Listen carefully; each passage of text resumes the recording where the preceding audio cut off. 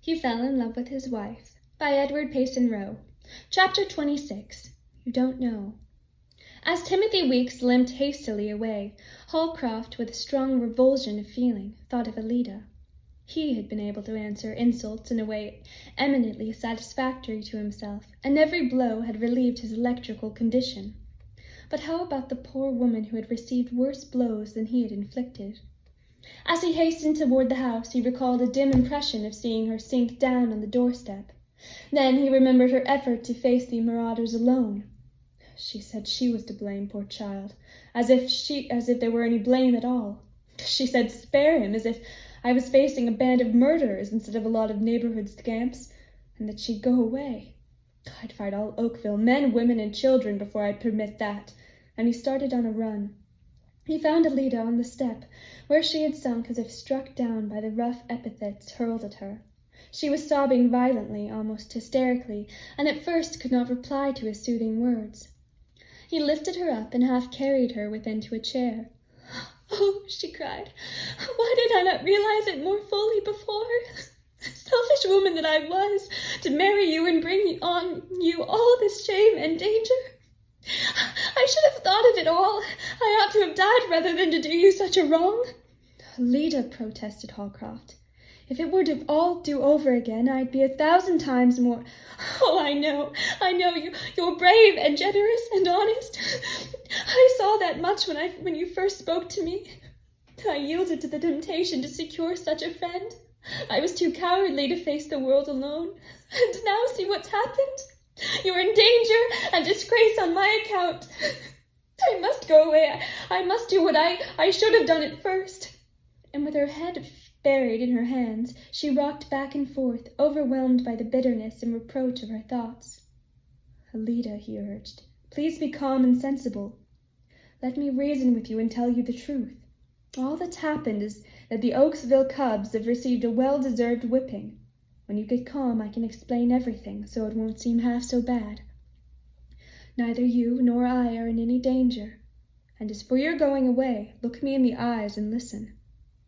His words were almost stern in their earnestness. She raised her streaming eyes to him, then sprung up, exclaiming, "Oh, you're wounded! What's that compared with your talk of going away?" All explanations and reassurances would have been trivial in effect, compared with the truth that he had been hurt in her defense. She dashed her tears left and right, ran for a basin of water, and, making him take her chair, began washing away the bloodstains. "Thunder," he said, laughing. "How quickly we've changed places." "Oh," she moaned, "it's a terrible wound. It might have killed you, and they will kill you yet." He took her hands and held them firmly. "Alida," he said gravely yet kindly, "be still and listen to me." For a moment or two longer her bosom heaved with convulsive sobs, and then she grew quiet. "Don't you know you can't go away?" he asked, still retaining her hands and looking in her face. "I could for your sake," she began. "No, it wouldn't be for my sake. I don't wish you to go and wouldn't let you. If you should let the Oaksville rabble drive you away, I would be in danger, and so would others, for I'd be worse on 'em than an earthquake. After the lesson they've had tonight, they'll let us alone, and I'll let them alone. You know I've tried to be honest with you from the first. Believe me then that the trouble's over unless we make more for ourselves. Now promise me you'll do as I say and let me manage." "I'll try," she breathed softly. No, that won't do. I'm beginning to figure you out. You may get some foolish, self-sacrificing notion in your head that it would be best for me, when it would be my ruination. Will you promise?" "Yes." "Famous. Now you can bathe my head all you please, for it feels a little queer." "It's an awful wound," she said in tones of deepest sympathy. "Oh, I'm so sorry." "My head's too hard for that little scamp of a Weeks to break. His turn'll come next." She cut away the blood-clotted hair and bound up the rather severe scalp wound with a tenderness and sympathy that expressed itself even in her touch. She was too confused and excited to be conscious of herself, but she had received some tremendously strong impressions. Chief among them was the truth that nothing which had happened made any difference in him. that he was still the same loyal friend, standing between her and the world she dreaded. Yes, between her and her own impulses toward self-sacrifice. Sweetest of all was the assurance that he did this for his own sake as well as hers. These facts seemed like a foothold in the mad torrent of feeling and shame which had been sweeping her away. She could little think of more than that she was safe because he was brave and loyal, and yes, safe because he wanted her and would not give her up. The heart of a woman must be callous indeed, and her nature not only trivial but stony, if she is not deeply touched under circumstances like these. In spite of his laughing contempt of danger, she trembled as she saw him ready to go out again. She wished to accompany him on his round of observation, but he scouted the idea, although it pleased him. Standing in the door, she strained her eyes and listened breathlessly. He soon returned and said, "They've all had enough. We won't be disturbed again." He saw that her nerves needed quieting, and he set about the task with such simple tact as he possessed. His first step was to light his pipe in the most nonchalant manner, and then he burst out laughing. "I'll hang that hickory up. It has done too good a service to be put to common use again. Probably you never heard of a 𝙳𝚘𝚗'𝚝, Alida? Well, they're not so uncommon in this region. I suppose I'll have to own up to taking part in one myself when I was a young chap. They usually are only rough larks, and are taken good-naturedly. I'm not on jesting terms with my neighbors, and they had no business to come here, but I wouldn't have made any row if they hadn't insulted you." Her head bowed very low as she faltered. "They've heard everything." He came right to her and took her hand. "Didn't I hear everything before they did?" "Yes." "Well, Alida, I'm not only satisfied with you, but I'm very grateful to you. Why shouldn't I be when you are a good Christian woman? I guess I'm the one to be suited, not 𝚳𝚘𝚗'𝚝. I should be as reckless as the devil if you should go away from me. Don't I act like a man who's ready to stand up for and protect you?" "Yes, too ready. It would kill me if anything happened to you on my account." "Well, the worst would happen," he said firmly, "if we don't go right on as we've begun. If we go quietly on about our own affairs, we'll soon be let alone, and that's all we ask." "Oh, yes, indeed. Don't worry, James. I'll do as you wish." "Famous! You never said James to me before. Why haven't you?" I don't know," she faltered with a sudden rush of color to her pale face. "Well, that's my name," he resumed, laughing. "I guess it's because we're getting better acquainted." She looked up and said impetuously, "You don't know how a woman feels when a man stands up for her as you did tonight." "Well, I know how a man feels when there is a woman so worth standing up for. It was a lucky thing that I had nothing heavier in my hand than that hickory." All the while he was looking at her curiously. Then he spoke his thought. "You're a quiet little woman, Alida, most times, but you're capable of a thunder gust now and then." "I'll try to be quiet at all times," she replied with drooping eyes. "Oh, I'm not complaining," he said. "I like the trait." He took a small pitcher and went to the dairy. Returning, he poured out 2 glasses of milk and said, "Here's to your health and happiness, Alida. And when I don't stand up for the woman who started out to save me from a mob of murderers, may the next thing I eat or drink choke me." "You didn't know they were merely a lot of Oakville boys, did you?" "You can't make so light of it," said Alida. "They tried to close on you, and if that stone had struck you on the temple, it might have killed you. They swore like pirates and looked like ruffians with their blackened faces. They certainly were not boys in appearance." "I'm afraid I swore too," he said sadly. "You had some excuse, but I'm sorry. They would have hurt you if you hadn't kept them off." "Yes, they probably would have given me a beating. People do things in hot blood they wish they hadn't afterwards. I know this Oakville rough scuff. Since we've had it out, they know what to expect, and they'll give me a wide berth. Now go and sleep. You were never safer in your life." She did not trust herself to reply, but the glance she gave him from her tearful eyes was so eloquent with grateful feeling that he was suddenly conscious of some unwonted sensations. He again patrolled the place and tied the dog near the barn. It's barely possible that some of these mean cusses might venture to kindle a fire, but a bark from 𝙬𝚘𝚗 will warn 'em off. She is a spirited little woman," he added with a sharp change in soliloquy. "There's nothing milk and water about her. Thunder, I felt like kissing her when she looked at me like that. I guess that crack in my skull made me a little light-headed." He lay down in his clothes so that he might rush out in case of any alarm, and he intended to keep awake. Then, the first thing he knew, the sun was shining in the windows. It was long before 𝙳𝚘𝚗𝚗 slept, and the burden of her thoughts confirmed the words that she had spoken so involuntarily. "You don't know how a woman feels when a man stands up for her as you did. It is the nature of her sex to adore hardy, courageous manhood. Beyond all power of expression, 𝙳𝚘𝚗𝚗 felt her need of a champion and protector.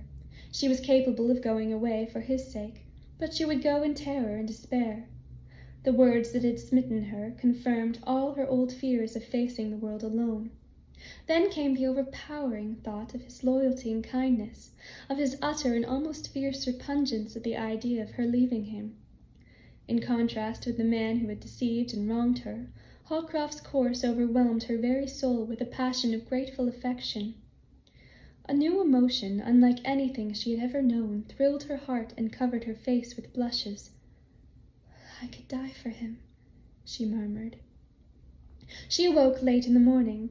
When at last she entered the kitchen, she stopped in deep chagrin, for Holcroft had almost completed preparations for breakfast. "Ha ha!" he laughed. Turn about is fair play." "Well," she sighed, "there's no use of making excuses now." "There's no occasion for any. Did you ever see such a looking case as I am with this bandage round my head?" "Does it pain you?" she asked sympathetically. "Well, it does. It pains like thunder." "The wound needs dressing again. Let me clean and bind it up." "Yes, after breakfast." "No, indeed, now. I couldn't eat my breakfast while you were suffering so." "I'm more unfeeling than you are, for I could." She insisted on having her way, and then tore up her handkerchief to supply a soft linen bandage. "You're extravagant, 𝙳𝚘𝚗𝚗." But she only shook her head. "Famous, that feels better. What a touch you have. Now, if you had a broken head, my fingers would be like a pair of tongs." She only shook her head and smiled. "You're as bad as Jane used to be. She never said a word when she could shake or nod her meaning." "I should think you would be glad after having been half talked to death by her mother." "As I said before, take your own way of doing things. It seems the right way after it's done." A faint color came into her face, and she looked positively happy as she sat down to breakfast. "Are you sure your head feels better?" she asked. "Yes, and you look 100% better. Well, I am glad you had such a good sleep after all the hubbub." "I didn't sleep till toward morning," she said with downcast eyes. "That's too bad. Well, no matter, you look like a different person from what you did when I first saw you. You've been growing younger every day." Her face flushed like a girl's under his direct, admiring gaze, making her all the more pretty. She hastened to divert direct attention from herself by asking, "You haven't heard from anyone this morning?" "No, but I guess the doctor has. Some of those fellows will have to keep shady for a while." As they were finishing breakfast, Holcroft looked out of the open kitchen and exclaimed, "By thunder, we're going to hear from some of them now. Here comes Mrs. Weeks, the mother of the fellow who hit me." "Won't you please receive her in the parlor?" "Yes, she won't stay long, you may be sure. I'm going to give that Weeks tribe one lesson and pay off the whole score." He merely bowed coldly to Mrs. Weeks' salutation and offered her a chair. The poor woman took out her handkerchief and began to mop her eyes, but Holcroft was steeled against her, not so much on account of the wound afflicted by her son, as for the reason that he saw in her an accomplice with her husband in the fraud of Mrs. Mumpson. "I hope you're not badly hurt," she began. "It might be worse." "Oh, Mr. Holcroft," she broke out sobbingly, "spare my son. It would kill me if you sent him to prison." "He took the chance of killing me last night," was the cold reply. "What's far worse, he insulted my wife." "Oh, Mr. Holcroft, he was young and foolish. He didn't realize—" "Were you and your husband young and foolish," he interrupted bitterly, "when you gulled me into employing that crazy cousin of yours?" This retort was so overwhelming that Mrs. Weeks sobbed speechlessly. Alida could not help overhearing the conversation, and she now glided into the room and stood by her husband's side. "James," she said, "won't you do me a favor, a great kindness?" Mrs. Weeks raised her eyes and looked wonderingly at this dreadful woman against whom all Oakville was talking. "I know what you wish, Alida," he replied sternly, "but I can't do it. This is a case for justice. This woman's son was the leader of that vile crowd that insulted you last night. I can forgive his injuring me, but not the words he used about you. Moreover, when I was alone and struggling to keep my home, Mrs. Weeks took part with her husband in imposing on me their fraud of a cousin and in tricking me out of honest money. Any woman with a heart in her breast would have tried to help a man situated as I was. No, it's a clear case of justice, and her son shall go to jail." Mrs. Weeks wailed afresh at this final sentence. Holcroft was amazed to see his wife drop to her knees beside his chair.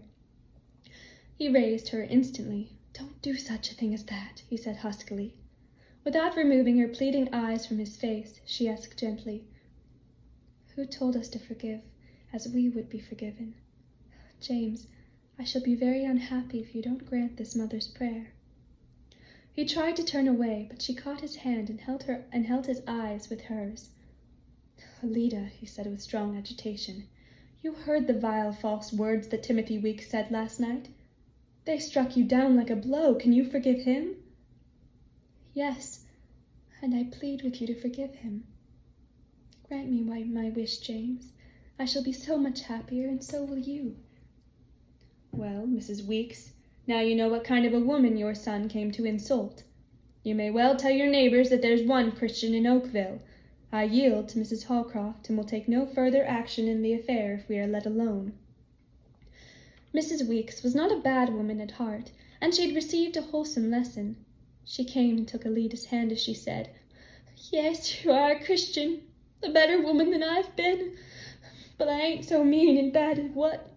When I see my fault, I'm sorry and can ask for forgiveness. I do ask your forgiveness, Mr. Holcroft. I've been ashamed of myself ever since you brought my cousin back. I thought she would try when she had the chance you gave her, but she seems to have no sense." There, let bygones be bygones," said the farmer in embarrassment. "I've surrendered. Please don't say anything more." "You've got a kind heart in spite—" "Oh, come now, please quit, or I'll begin to swear a little to keep up the reputation my neighbors have given me. Go home and tell Tim to brace up and try to be a man. When I say I'm done with a grudge, I am done. You and Mrs. Holcroft can talk all you like, but please excuse me." And with more than most men's horror of a scene, he escaped precipitately. "Sit down, Mrs. Weeks," said Alida kindly. "Well, I will. I can't say much to excuse myself or my folks." "You've already said everything, Mrs. Weeks," interrupted Alida gently. "You've said you are sorry." Mrs. Weeks stared a moment, and then resumed sententiously. "Well, I've heard more gospel in that remark than if I'd gone to church.